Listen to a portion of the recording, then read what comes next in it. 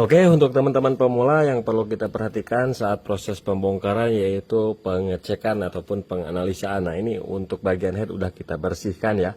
Apa saja sih yang kita bersihkan? Tentunya di bagian intake dan exhaust ya. Kalau di bagian exhaust pasti banyak kerak. Nah, kalau banyak kerak tinggal pakai mata bor kawat. Mata bor kawat. Nah, bersihkan tuh sampai bersih kayak gini. Tuh bersih, ini bersih, ini bersih. Intake juga bersihkan.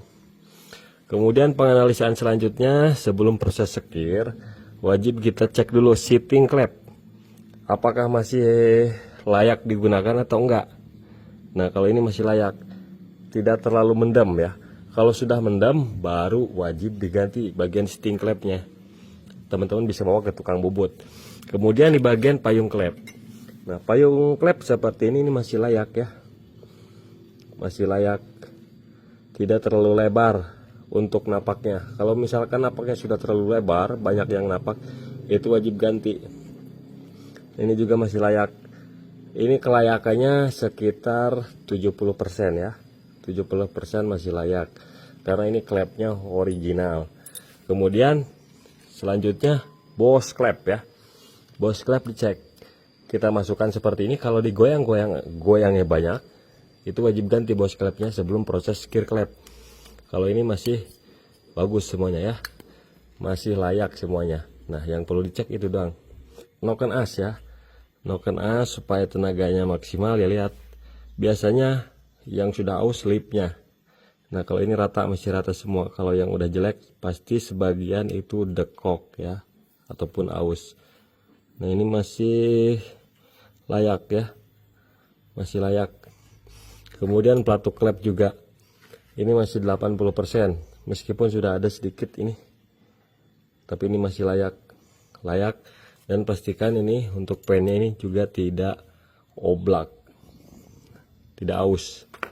Ini tidak aus. Dan untuk per klep itu jarang diganti ya, jarang diganti karena untuk motor standar ya. Jadi kekerasan seperti ini masih cukup ya guys. Oke, kita proses rakit. Nah, jangan lupa setiap ganti bongkar head, benda kecil ini kita ganti saja. Di dalam ada ring semacam ini untuk ganjal per klep ya.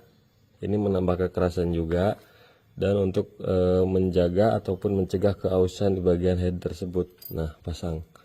Oke, cara masangnya mudah. Teman-teman pasti bisa. Pastikan nih di bagian ujung klep ataupun batang klep ini jangan sampai dekok. Kalau dekok, gerinda ya, gerinda diratakan supaya halus. Nah, ininya diratakan. Perhatikan di bagian noken as ini, dudukan bearing o-ringnya ini bagus dan besinya tidak aus. O-ring masih mekar, bearing tidak gojlak, di bagian dalam juga sama. Tidak gojlak dan tidak aus, bagian diameter dalamnya tidak aus. Kalau aus akibat gesekan ini nih, ganti saja bearingnya.